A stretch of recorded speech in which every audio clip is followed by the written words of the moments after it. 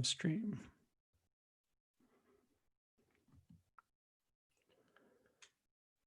Okay. Redirecting.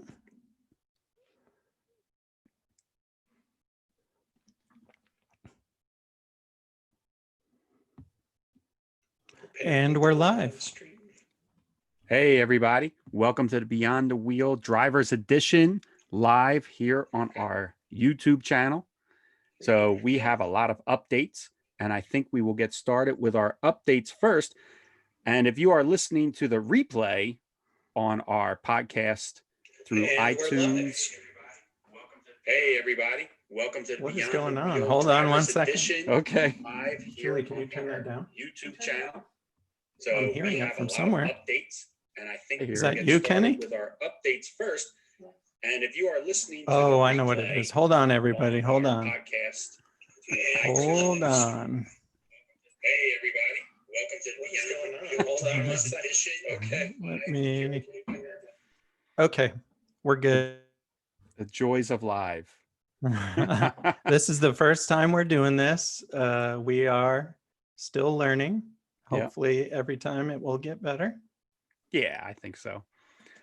So I'll take it from the very top and just say I'm going to pretend like none of that happened, and welcome everybody to Beyond the Wheel Drivers Edition. This is coming to you live on our YouTube channel, and if you are listening to us through your normal standard way, through maybe iTunes or through our website, we recently launched a YouTube channel, and Sean and I will be able to now do the Drivers Editions live. And this way we'll be able to take your comments live, interact with you a little bit more, and get a little bit more I was going to say customer feedback, some more listener feedback. You know, we want to hear from you guys, and I think it would be a fun way to connect with everybody. So that's one of the new things, but we got tons of new stuff coming up and going on right now. One of them, I guess we should announce the winner of the Sun RV Resort. That was, I'm not hopefully pronounce your name correctly, and it was Sabine, Sabine. So Yep. if you are listening, Sabine, please let us know, where did you take the trip? We'd like to hear a little bit of feedback from your trip if you're okay with that, and then maybe we could share it with the audience of what you thought about, the Sun RV, and curious of which resort you're going to choose from, and hear a little bit about your vacation with them. So Yeah, it would be really cool to find out which one that they end up going to, just to check it out ourselves, Yeah, exactly. Yeah, I actually enjoy listening and hearing and learning more about different campgrounds. Sabrina and I are always on the move, so I do like to know where people are, what campgrounds they've enjoyed. Sabrina and I were actually thinking about talking about our top 5 campgrounds that we've stayed in the last 3 years, and it's actually difficult to narrow down. I'm sure you and Julie would have a difficult time narrowing down your top 5 as well. There's been so many great RV resorts that we've been to. I think we both have our number one pretty easily, right? Yeah, my number one is Fort Wilderness. Campsite to Fort Wilderness, but but there's so many others that are close, that will fight for that second spot. Yeah. So that's congratulations, Sabine. And now currently going on, we got about 6 days left of the Surviveware giveaway. We're giving away 3 first aid kits, and we will choose those winners October 1st. And Kenny and I both have these first aid kits, and Julie's big hiker, and she carries hers with her whenever she's out on a hike, and it doesn't add much weight or doesn't take up much space. And you put yours right on your bicycle when you're riding. So, and it mounts right under the seat, right? Yeah. It takes up literally no space at all. It's just Velcros to the seat. It's easy to put on there and take off. I bring it back into the RV when I'm not using it, and I strap it to the bike when I am using it. So yeah, and we're giving away 3 of them. 3 of them. Yeah. It's a great prize. We're very thankful to Surviveware that he had so much fun on the show that he offered these as giveaways for us. Yeah. So we'll announce that winner October 1st, and then right after we announce that winner, our giveaway for an easy touch thermostat will start from Microware. And if you're not aware of what that is, we did an interview with Roger, who's the engineer for Microware. You can go check out that episode. But what this is, it's like a smart thermostat for your RV. Think of like a Nest, or there's another, Honeywell makes smart thermostats for your home, but this one's designed to work with your RV systems, like your Dometics and your Colemans and things like that. And I actually purchased one. I've installed it already in the RV. So now I can control our thermostat from my phone, from anywhere that I have cell service. I don't even have to be in the RV, which is a pretty cool thing. Sabine and I wanted it because we travel with a small dog. We have Belle. So not only will we be able to now monitor our temperature in the RV, no matter where we are, if she would get left behind. Very rarely does this happen, but it does happen. She's not allowed everywhere. But now, not only will we be able to monitor that temperature, we'll actually be able to make adjustments to it with our phone. And the device comes with a lot of upgrades that our current thermostat didn't have. We now have auto function. So this time of year where it's warm during the day, but then it's getting cooler at night. So it's 70 degrees when we go to bed. I have the AC set for 68. It's dropping down to 45 in the middle of the night. It automatically switches over to heat and starts to warm us back up again. So whatever that temperature is that we set it at, it's kind of nice that we're not waking up in the middle of the night and changing the thermostat or throwing more blankets. Like it's taking care of all that for us. It's been a great addition to our RV. And I kind of think of it as it's brought our RV up to the 21st century. And it works with not only your AC and heat pump, but also with the furnace, right? Yeah. Yep. That's the great thing about this. So when we had Roger on, that was one of my concerns, is that we do have an AC heat pump on our RV, and we have a furnace, but this works seamlessly with everything. So I can set it to work the furnace, work the AC heat pump, work the AC. It does all the systems, just like the, what is it called? OEM version did, just like the stock one did. Plus extra features. It's programmable. It's go check it out. Check out the episode that we did with Roger. Sean might know the episode number. I'll put you on the spot. 54, I Okay. The last one we did. Is it? Yep. You do a much better job than I do as far as keeping track. I couldn't tell you who we just interviewed because, we do these interviews a lot of times way in advance, sometimes Yeah. 2-3 months in advance. And I don't know the order most of the time of when they're coming out. I probably should, but I don't. So, and then how hard was it to install that? It was pretty easy. I always say if I can do it, anybody can do it. Microware did a great job. So I had 7 wires. I believe it was 7 wires that came off my old thermostat. The new thermostat not only matched those wires, like it was the same amount of wires, but they were all color coded the same exact way. So I just removed 1 wire from the thermostat, my old one, and plugged it into the new thermostat. There was no crimping or well, I did have to cut the wires off my original thermostat. I have a Coleman, so they're like soldered in. So I had to cut those wires. If you have a Dometic, though, it comes with a wire plug, like a plug-in device. So you would just literally unplug your Dometic from the wall and plug the new one in, and you wouldn't even have to do like 1 wire at a time. I even took a photo of the back of mine to make sure, like switching wires, just in case I would get kind of jumbled up. But it was really easy. Unfortunately, I tried to make a video of the install, and I had audio issues where apparently I didn't have the mic on. So it's just me going through the motions. And then I tried to do another video using that footage and sitting in the dinette and tried to like explain it.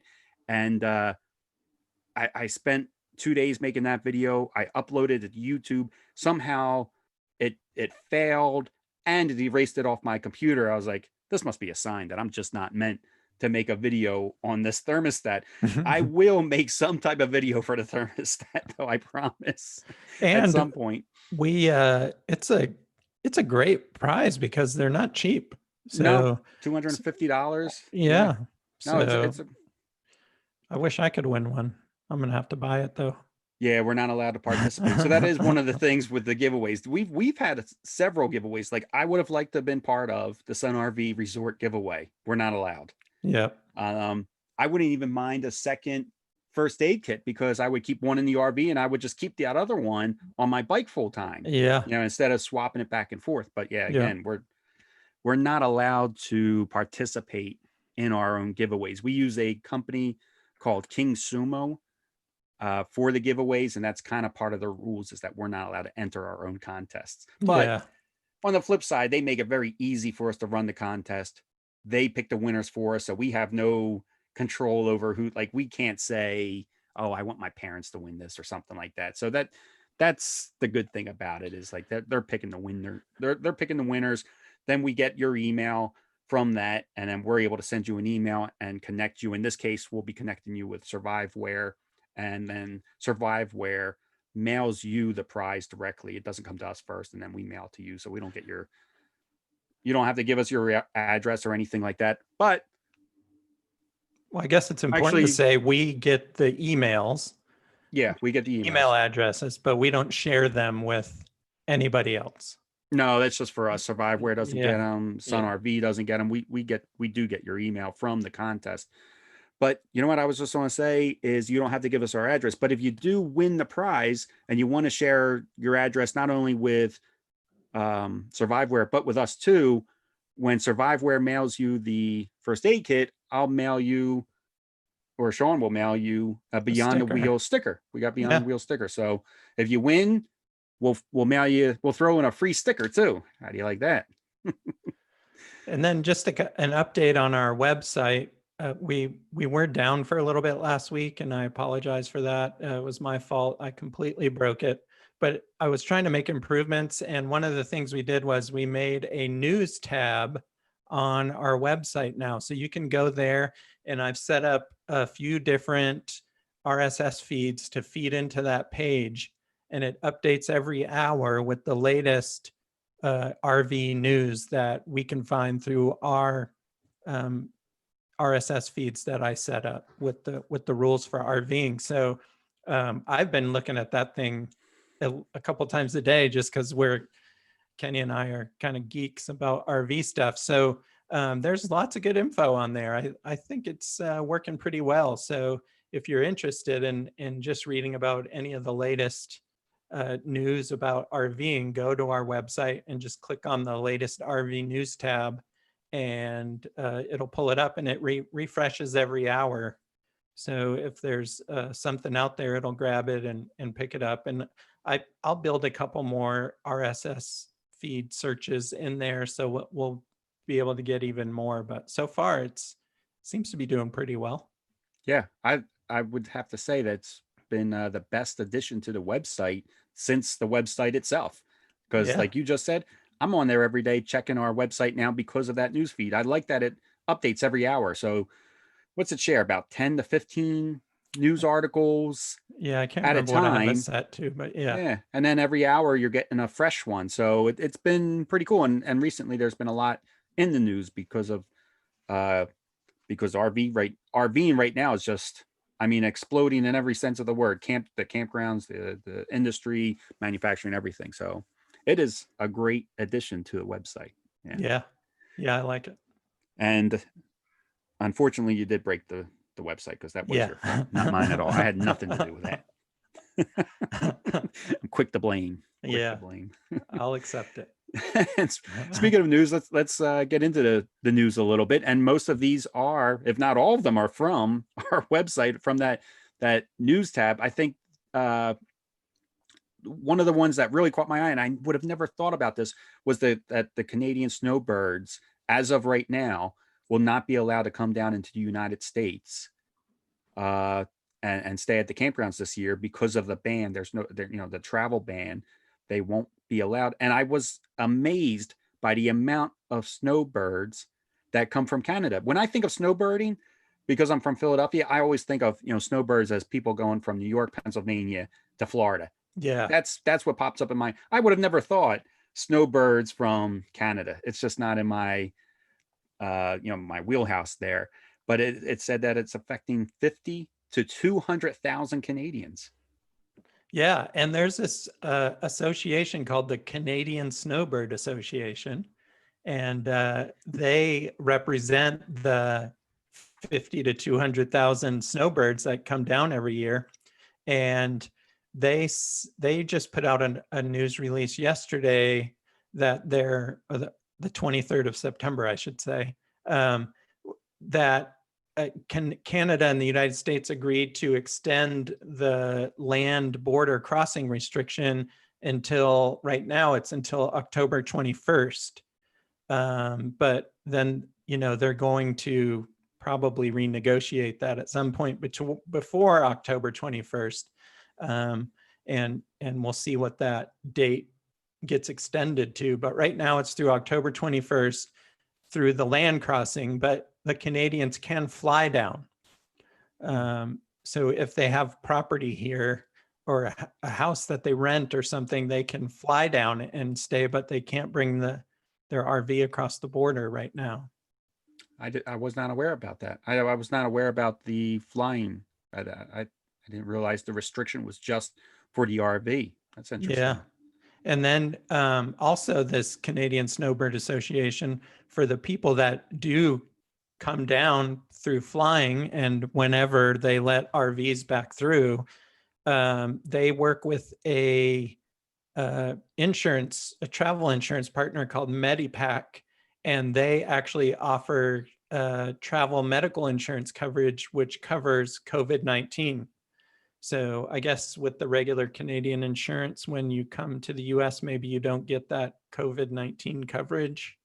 Yeah, I would doubt it. Yeah. I'm not sure how that works, but at least with this way, you'll have some coverage.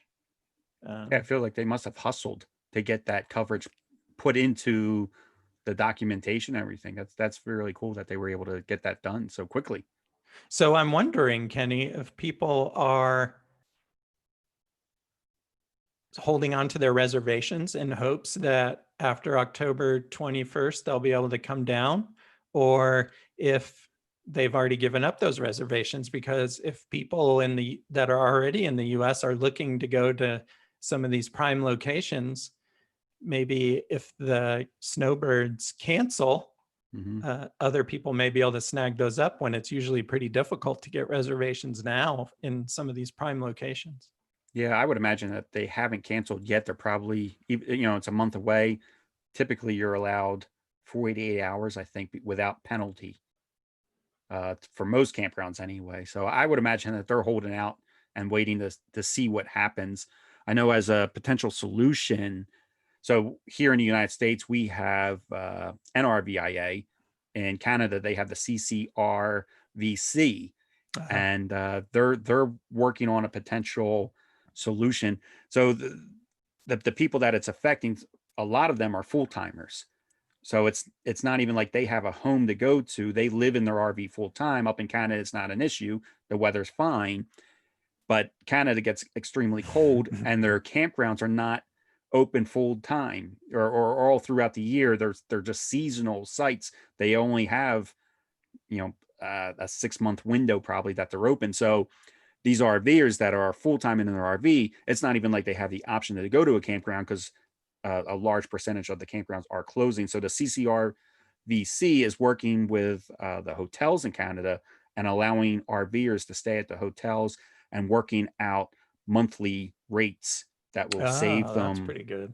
Yeah, well, I thought that was pretty nice. I guess they'll have to winterize their RV, stay in a hotel, but at least, they're working on some type of deals where they can get monthly rates at hotels that typically would not offer, long-term stays or anything like that. Well, I imagine with the COVID, the hotels might welcome that because there's not as much travel. So maybe that'll be a win-win for both. Yeah, I'm not 100% sure, but maybe you are. I believe that hotels are one of the businesses that are struggling here in the United States anyway because of COVID. Yeah, I'm not sure. Yeah, I'm pretty sure. But the campgrounds, like are thriving right now. They're all packed. Well, and it makes sense. I mean, RV, you're kind of self-contained. You get to use your own stuff. You're able to, social distance within your own family. So, I mean, I've said this 1,000 times. I still would have never imagined this. We were about to go into a dive a little bit for RVing. I think May, June, because it's been on a 3-year high. This was the Yeah. year, or this was the season, the summer, the year, and everything that RVing was supposed to take its little dip. And now not only is it high, but it's higher than it's ever been, apparently. Yeah. And they think it's going to continue through next year as well. Yeah. Yeah. So those campgrounds are going to get crowded. And we're going to talk more about those in a minute, actually. Some of the problems with establishing new campgrounds. But I did want to go back to this Canadian Snowbird Association. They did put out some good advice to people that are traveling in an RV. Just 3 things that they say: if you need gas, pay at the pump instead of going inside. If you need food, use a drive-through. And if you need to use a rest area, put on your mask and be mindful of physical distancing and good hygiene practices. So good advice to follow, whether you're a snowbird or just a regular RVer. And just traveling. Yeah. Yeah, I'll pull away from a gas station now if I can't pay at the pump. Yeah. I guess that does still happen nowadays. I guess not all places are either cashless or they just don't have that service out at the pump. But yeah, you're right. Yeah, I would avoid going into the store as much as possible. I'm a nervous Nelly, though. I think the next thing we got up is, so Living Vehicle has unveiled a new luxury travel trailer. Keep that in mind. Travel trailer RV with a convertible home office as a option. So they can build you a home office to be in this travel trailer. It comes with 3. I have a hard time saying this without cracking a smile, Sean. I guess because I just don't have this kind of money, but it comes with 3 different models, and the starting price is $229,000. It looks kind of like an Airstream. Yeah, 229,000. Oh, but I saw what it looks like, right? Yeah. I guess I'm not sure if it's actually all aluminum, but that's what it looks like. Yeah. And then on the high end, it's $369,995. Yeah. I guess they were afraid if they bumped it up another $5, people would be afraid of that $370,000 number. And for a travel trailer, that's a lot of money. It's a lot of money. So, but it does have some nice options. It does. It does have some nice features. I just don't know if it has $370,000 worth of nice features. It's got a Volta power system, so it's a lithium power, and they say it has enough lithium power to power or charge your EV vehicle, like a Tesla or something like that. So I think the idea is that it's a travel trailer. Maybe when the new what is the Cybertruck?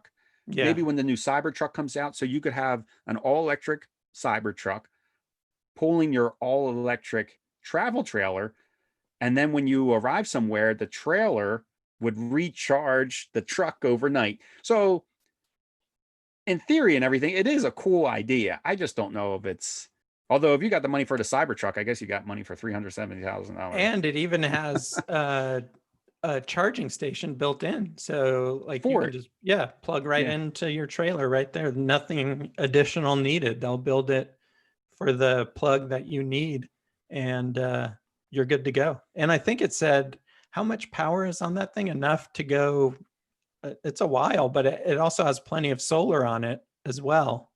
So you'll never need to, in theory, you would never need to plug in anywhere.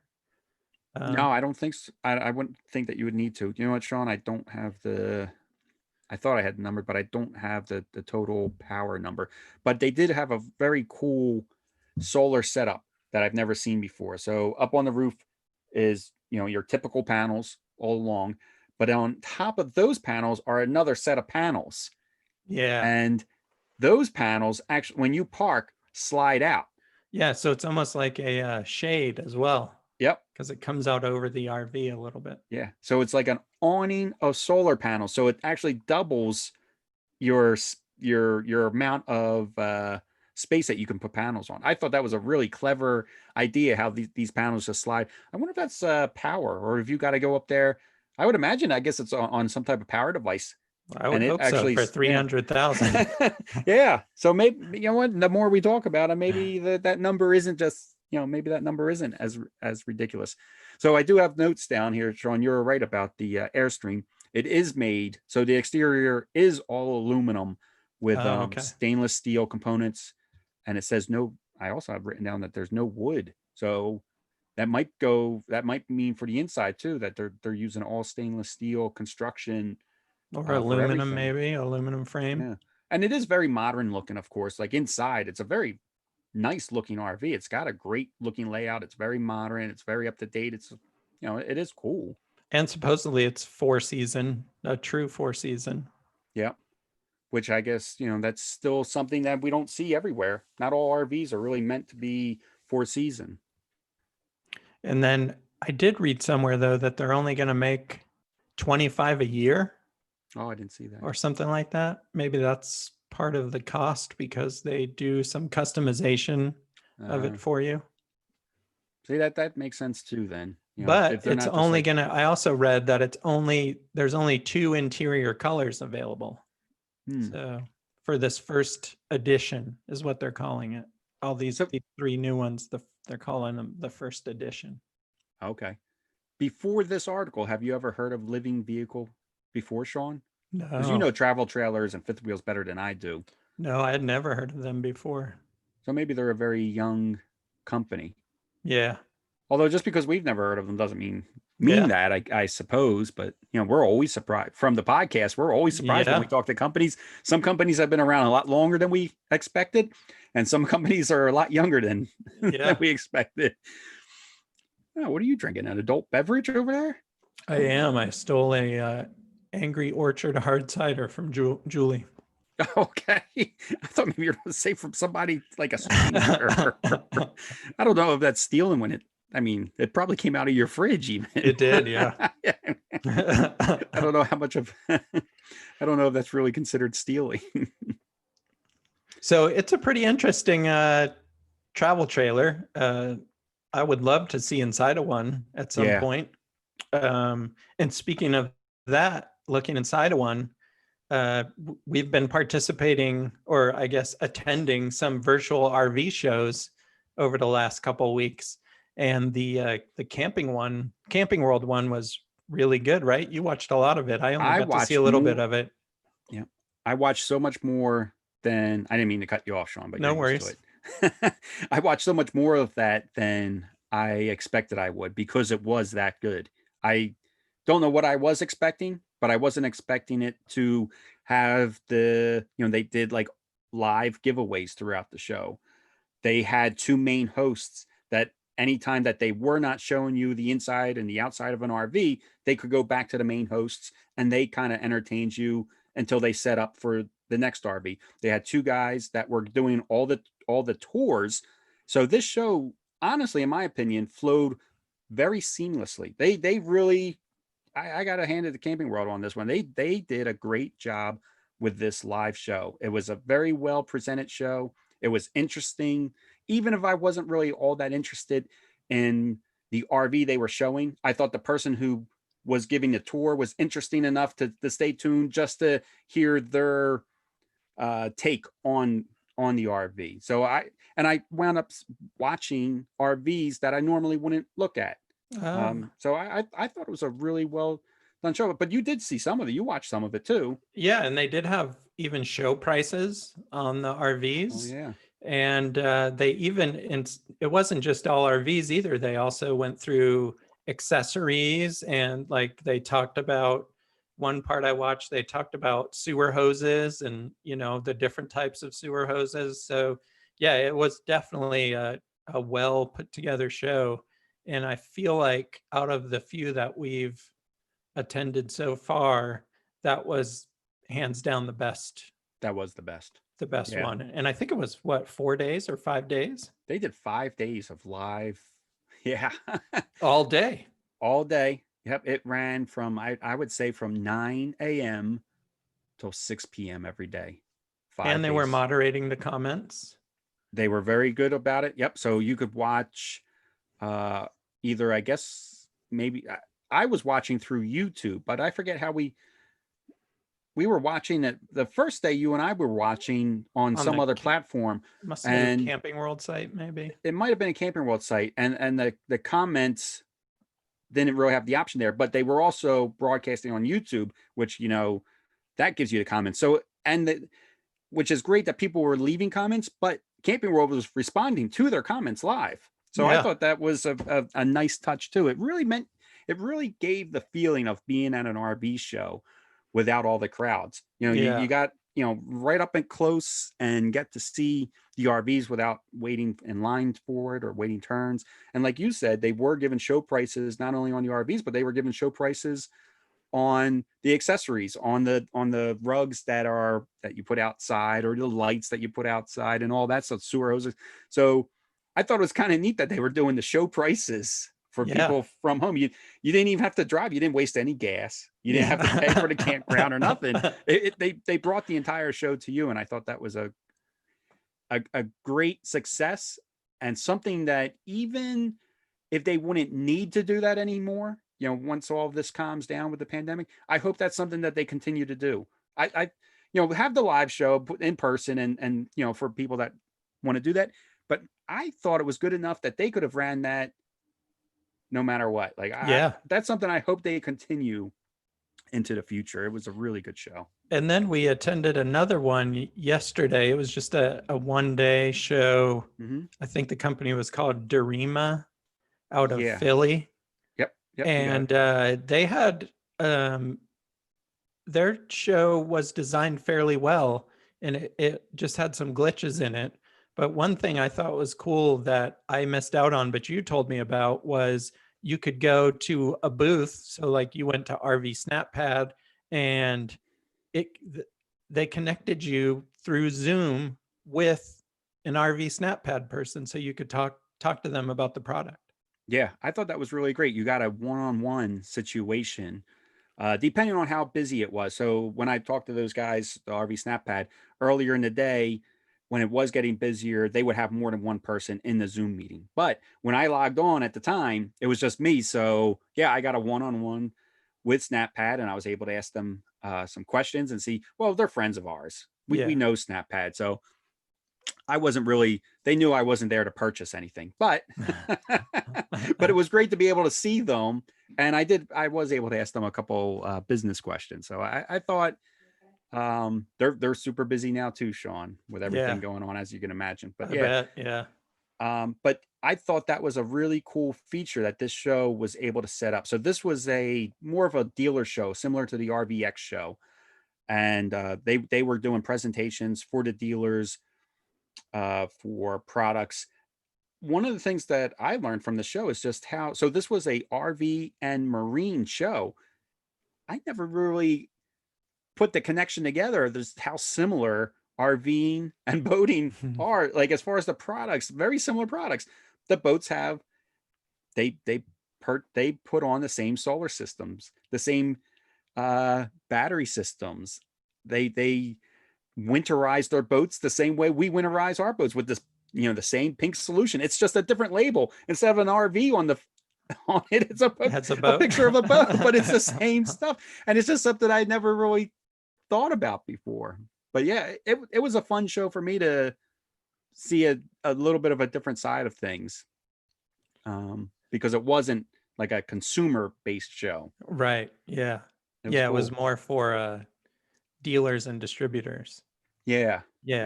But that Zoom Connect was really cool, because I wish I could remember the name of the one dealer that, or the one presenter that we were watching, but we were all in a Zoom meeting. There was about 30 of us in that Zoom meeting, and he did his presentation just as if we were there. And he said, you know, it's up to you guys. If you want to leave your mics on, I'm not going to mute you. You can throw out questions to me at any time. And I like that live interaction part of it. And it worked. It worked. Yeah. That's the nice thing too. It worked. Yeah. And before this, I've never heard of, how do you pronounce it? Dorima, or I think it Dorima. was Dorima. Yeah, and I guess they are a marketing strategy company for the RV industry.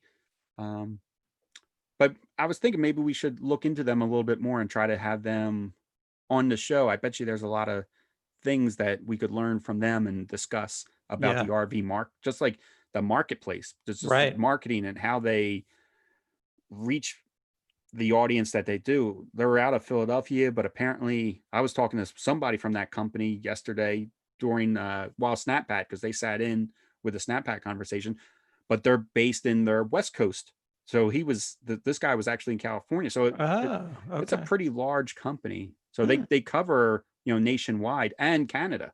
So Oh, okay. yeah, I bet you they have some interesting things to share. And then I did want to bring up, Kenny, if you don't mind, I had a maintenance issue last week. I have this device in my RV that I got actually in my truck that I used to pull my RV, that I actually got at an RV show last year. And it's called a HUM, by Verizon. And it goes into that ODB2 or whatever that plug is that you plug things into to like turn off errors and stuff, and you just leave it in there, and it acts as a hotspot for your vehicle, but it also monitors all your systems. And so last week Julie was out, and I got an email from the hum device that said that my alternator was starting to go bad. The voltages were running low. So I was able to go out and get the alternator and install it before the alternator completely crapped out and drained my batteries. So when I was about right when I changed it, we were running right at 12 volts for the alternator. So it was just getting ready to die. So I thought that, I love that device because it's done that thing. And then I had a couple of other just codes that come up, and it reads the code. One of them was my transmission controller was going out. And instead of having to go look up the code somewhere, it sends you an email and says, here's the code and here's what it is and here's what you need to do to fix it. So that's, if we wouldn't have had that, we would have basically waited till the battery died and then known we needed an alternator. Yeah, So I it thought that is was pretty handy. Yeah. it's a really cool device. And you said that it's a hotspot as well. It gives you data that you can connect to Yeah, we get for your 15 gigs of data.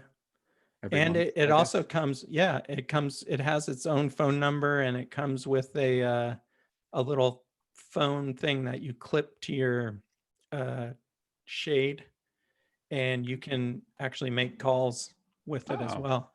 really? Oh, that's pretty Yeah. cool. Yeah. I've never used that part of it. I really like it just to give me a heads up on maintenance issues. And so far it's done really well. You know what's the nice thing about that is that it's plugged into your truck all the time. I'm thinking of like the monitors that you can purchase from a Walmart or Pep Boys or AutoZone that tells you what the problem is after you've already had it, like after you already break down. But this is Yeah. telling you before Before. that Yeah. happens because it's always connected. Like Yeah. I guess there's no reason for you ever to disconnect it. No. And It then you just just stays there. pull up an app on your phone, and you can check real time how the vehicle is performing. It goes through all the systems and Oh, gives you a status of them. And the other thing is, it kind of acts like a load jack in that you can track the vehicle wherever it is. It'll show you on a map, like it looks almost like Google Maps, exactly where the oh. vehicle is. So So where did you find this? I got it at an RV show. It was a Good Sam RV show that Julie and I were speaking at, Okay. and they had a Verizon booth there, and they had like their automotive related stuff. And I saw this device, and I figured I would check it out, see how it worked. And I got one, and it wasn't very expensive. And then it's just the same as adding another line on your phone, on your plan. Okay. So it's like, I forget, 10 or 12 bucks on our Yeah, plan something to like add that.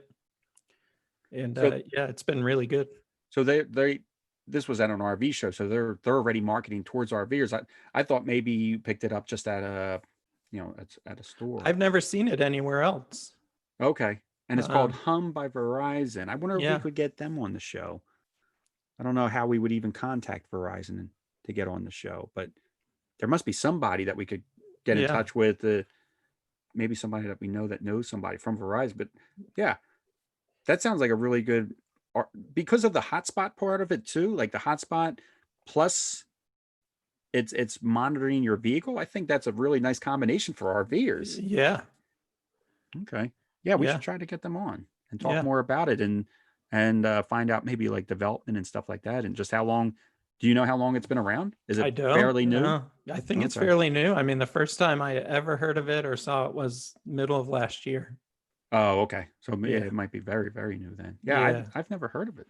I don't think it doesn't sound familiar to me. So, but it sounds awesome. yeah. Sounds like something I need to have. I will say that's been the problem with this show, Sean, is it costs me a lot of money because It every time does we cost interview somebody, I want to get whatever they're talking about because so far everybody that we've talked to has these ideas have been so great and they truly do what our show was designed to do is talk to the people that make RVing either more fun or easier, and all these Yeah. products have been doing that. So it's a double-edged sword, this show Yeah, for me. yeah. The next thing I got up on our list of discussion is this was a title that I saw. This was actually a title that I found on our website from that news tab, but it was happening in Canada, and the title was, "Should locals embrace motorhomes to boost the economy?" And I was like, wow, what a silly notion. Like, why wouldn't you want motorhomes and RVs and RVers in your town or coming through your area? Because I always think of RVers as being incredibly friendly and just super nice people. And I think of RVers too as like the ones that are visiting wineries and breweries and going to the shops and spending money Yeah. into these areas. So I was like, why, what's the downside? Why wouldn't you want RVers? And I wonder, is it because I'm an RVer or we're RVers? Do we have a different image of ourselves compared to what maybe the public's image of RVers are? And You think they see us as some sort of deviant motorcycle gang type of people? yeah, like riffraff, or maybe they think, geez, I mean, not everybody lives in their RV, but maybe they're thinking of maybe like full timers as people that can't afford homes, and they were forced into an RV, and they're going to be causing. Maybe they're thinking that we're going to be stealing. I don't know. Yeah, like you said, like deviant, like a biker gang, but Yeah. driving large RVs and vehicles. That title. I didn't even actually read the article because the title just threw me off so much. I copied and pasted the title, and then I was like, I'll go back and read the article later, and I didn't. But then that same day that I found that title, you told me about an issue that's happening down in Florida right now that was so similar to this title. I was like, what is going on? What do people think about us? But Yeah. let people know about that county in Florida. This was in Gilchrist, Florida. There was a city council meeting to approve permits for an RV resort down there. And Florida already, they have a lot of RV communities down there.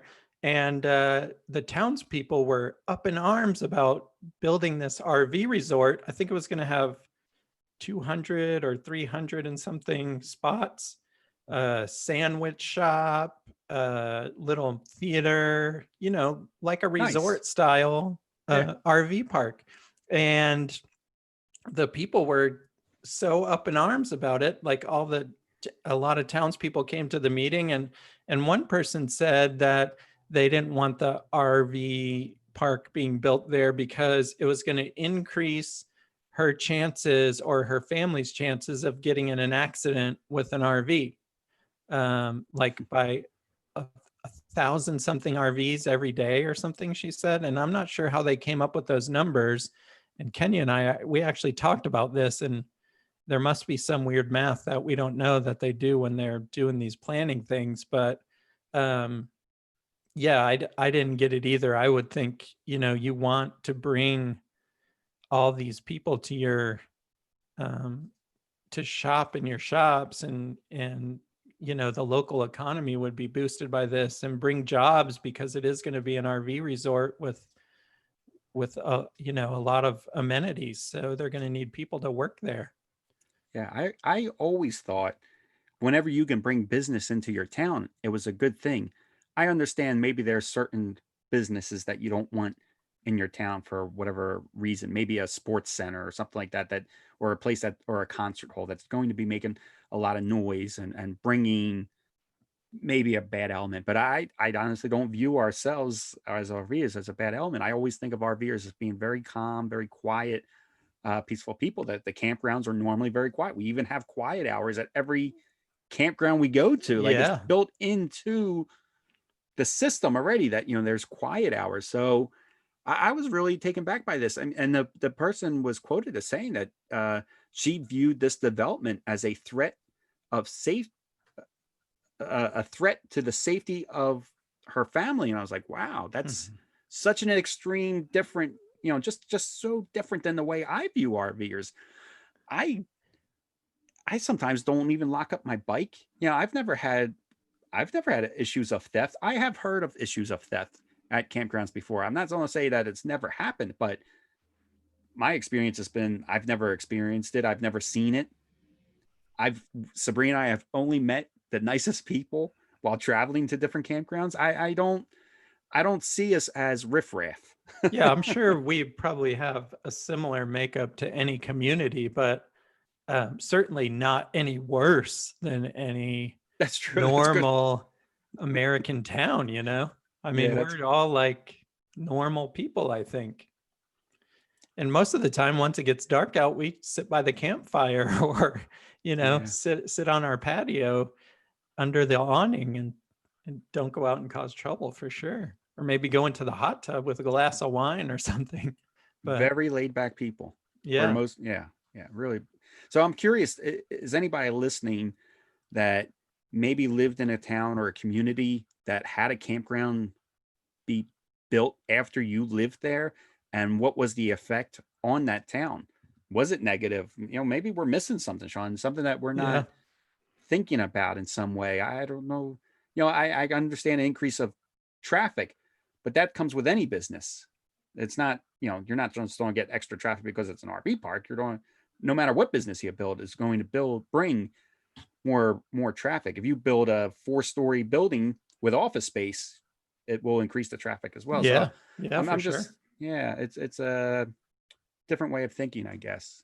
So I'm curious if anybody's listening that, or if you have some insight, maybe this didn't happen personally to you, but you have family members or friends, or just know of a story where a campground was built and the whole town, the crap, I don't know. Yeah.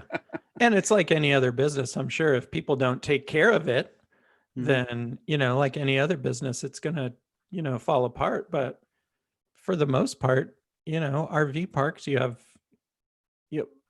people want to take care of them because they want customers to come.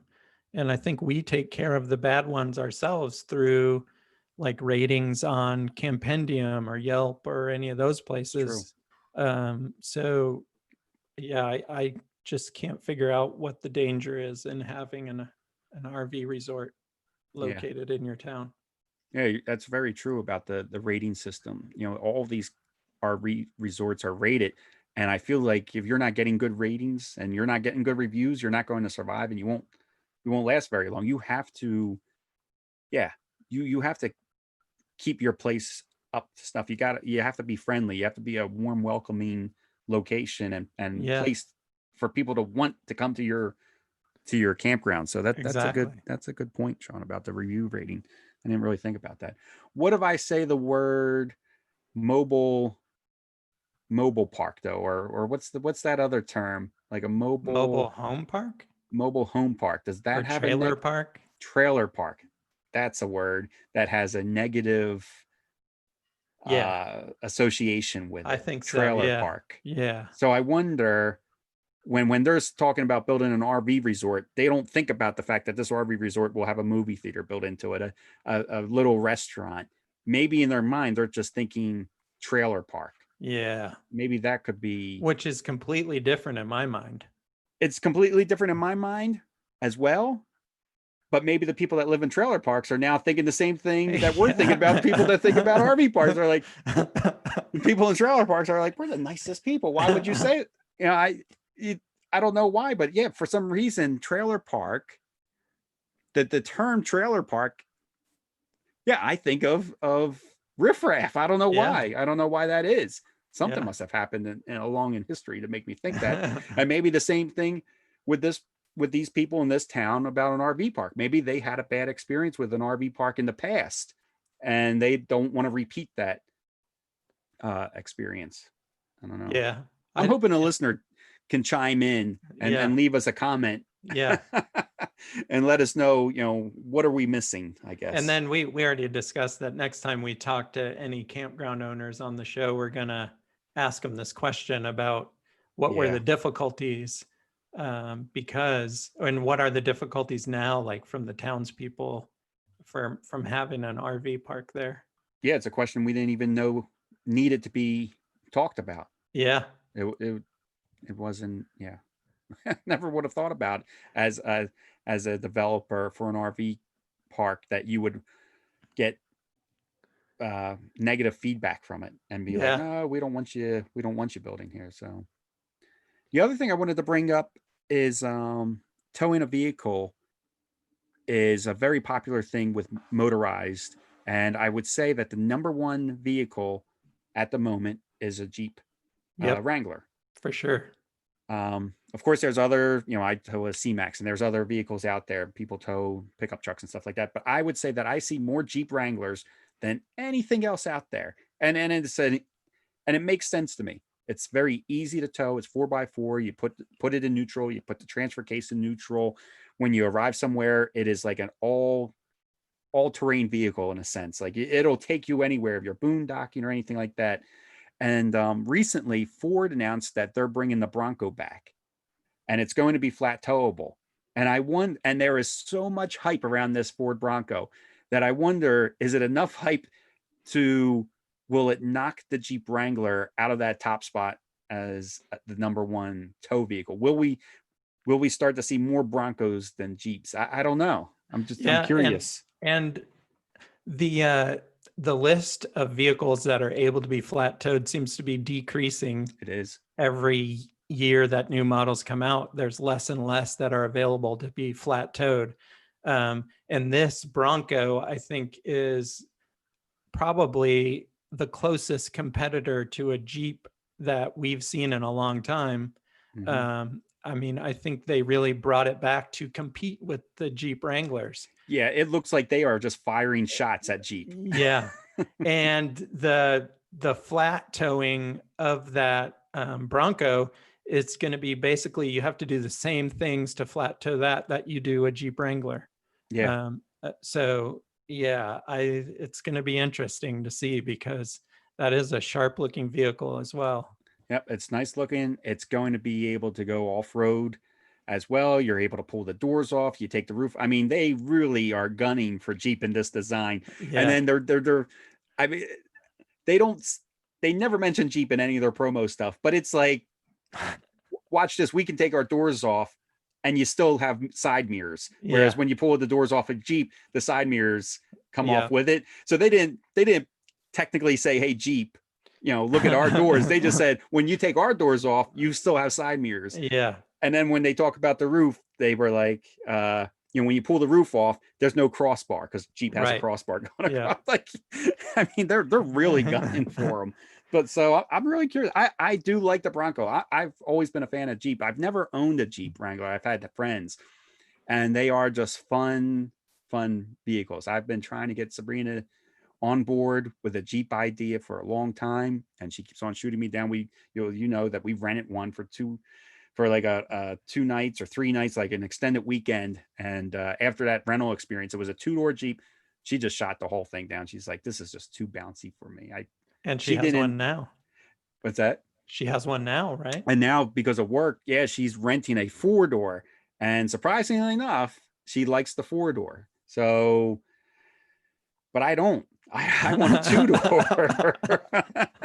For me, for whatever reason, it's like 2-door or nothing for me. I understand the 4-door would be more practical. You get the extra storage and things like that. But I like the 2-door. I like the turning radius of the 2-door Jeep. To me, that's just, I can get in and out of places really easy. Just kind of the same idea of our motorhome being under 30 feet. I just like the smaller vehicles. If we can get away with a smaller vehicle, I think it's better. But yeah, she does like this 4-door Jeep. She said there's a couple things that annoy her, but not enough to, turn down the buy. But Sean, she really likes the Bronco. When she saw the videos for the Bronco, she's like, that's really sharp looking. And she likes, not that we would ever do this, but they're like running across the desert at like 60 miles an hour. It's got like independent front suspension. So it's just like absorbing all the shocks and everything. And she's like, that looks like fun. She would, yeah, if I do 50 down the highway, she gets nervous. She's not doing 60 down a dirt road. I think the pricing's comparable too, right? Between the Bronco and the Jeep. Yeah, they are gunning for Jeep big time. And I think Jeep announced that they have 170-ish, about 170,000 pre-orders for the Bronco. So we won't Bronco. see it. Yeah. Okay. Or I'm sorry, what did I say? Jeep has, no, I meant to say Ford. Ford has about 170,000 pre-orders for their new Bronco in the 2-door, the 4-door. I guess that's including the sports as well, which is kind of a completely different vehicle. It just has the Bronco name on it. Yeah. But that's a lot of pre-orders. It's a lot. 70,000 pre-orders, because we won't start seeing these until, I would imagine, summer or late spring or something like that. Yeah. Yeah, I'm definitely curious to see what happens, especially since they announced that it was going to be flat towable. And yeah, I think it's definitely going to eat into the dominance of Jeeps at campgrounds. Yeah, I think it will. I mean, just from Sabrina's reaction, she's been so against the Jeep for whatever reason. I understand it's bouncy. It's not a refined vehicle, I guess. But she's on board for the Bronco. She said that, yeah, she's like, I think we could get a Bronco and tow a Bronco. She's like, I like that idea. Yeah. It has to be hot pink though. So I don't know about that. She actually likes the turquoise. And it's not my choice of colors either. She likes that bluish green, I guess. I like the charcoal. Charcoal's been my favorite color. I like the charcoal one too, yeah. So we'll see. Maybe I'm really curious to see what happens at these campgrounds. Are we going to be seeing? I look forward to seeing the new Bronco on the road. I want to see one in person and up close. I want to see just how tall it is, because it looks massive in the videos. I don't know if it really is or not, but maybe the videos I've been seeing have had the taller tires, the 35s on them. I don't know. And it's capable of towing 3,500 pounds too. So if you had one and wanted to get a small travel trailer, you could, like a pop-up or something, you could definitely do it with that Bronco. Yeah. Pull a taxa.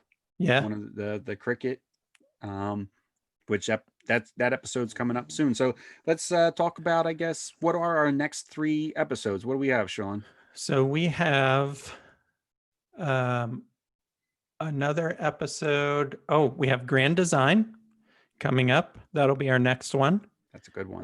That was a really fun interview that we did. We have RV Go. Oh, good one too. An update from them, and they present some really good information on the state of the RV industry.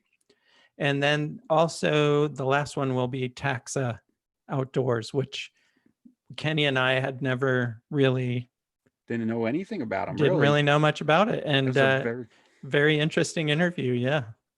The CEO and owner actually met with us to talk about it. So from inside a Cricket, from inside one of his RVs. Yeah. Well, habitats. They don't call them RVs, but he talked to us from inside the Cricket, and who knew like NASA and RVing would kind of go together. Yeah. It's a very interesting conversation. It's a good one too. Yeah, for sure. Do we have any bad episodes coming up, Sean? Not that I think of. Not that I can think of. Not that I can think of either. We do have some more interviews that are scheduled. So we pretty much have good episodes till the end of the year, I think. Yeah. So that'll be our next 3 episodes, and then you and I will be back for another live episode, just like we are doing tonight of Driver's Edition. And if you're listening to the show right now, either on YouTube Live or on the replay on the podcast, let us know down in the comments of who you would like us to try to get on the show. Who are some people? Because Sean and I, we don't mind picking out who we want to talk to, but we want to bring you guests that you are interested in. Maybe you own an Airstream and you would like to talk to somebody from Airstream or find out more about Airstream. Which we have had that request, and we're We just, have? yeah, for Oh, I'm Bob slacking then. Wheeler from Okay. Airstream. But that's a tough one to work on. And then we had another request for another company that I'm still trying to get in touch with. It's just being difficult. It's just been difficult for me to touch base with this person. But yeah, let us know. And we've definitely got people on before based on listener recommendations. Recommendation. Yeah. And I think that the Alliance RV was a listener recommended It one. was. And that was a really interesting episode for us as well. So yeah, let us know who it is you want us to get on. Yeah. So I would say the most challenging part for us to get who you want on the show is that we don't always have a direct contact to the person. We don't always know who do we need to go to. It's not like you can just go to some of these companies and say, hey, we want to have your CEO on our show. Surprisingly enough, it does work out a lot of times like that, but it takes us a little bit of time to figure out who is it that we need to contact, right, to be able to get in touch with the CEO to then have them ask to be on to the show. So it takes us a little time. So if you have made a request and you haven't seen, like Sean's saying, that somebody made a request and you're still working on how to get that person on the show, yeah, it doesn't mean that we've given up on you. It just takes a little time for us to get, because we do like to be interviewing the top people. Like, when we have Taxa on, he's the CEO, he's the founder and CEO of the company. We try to get as high up in the company as possible. Grand Design, we had the director of marketing. Yeah. So RV and Go, we had the owner and CEO. Yeah. We'd like to talk to them because they know a lot of the history.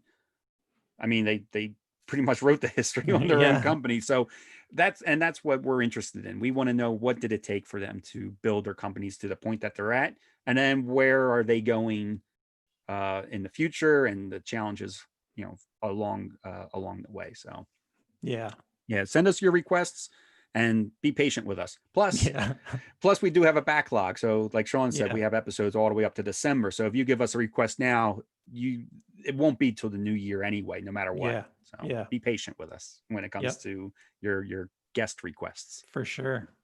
Yeah. So we've been on 60 minutes now, Kenny. So I guess it's time to wrap it up. I think we covered everything we wanted to cover in this episode. And we really want to thank our sponsor, Battleborn Batteries. And everybody go out and enter our Surviveware giveaway. These are great first aid kits, way better than the plastic ones you buy at Walmart, and perfect for the RV. So go enter that contest. Just go to our website, beyondthewheelpodcast.com. And on the right-hand side of the screen is the entry button. Just click on that and it'll take you to where you enter the contest.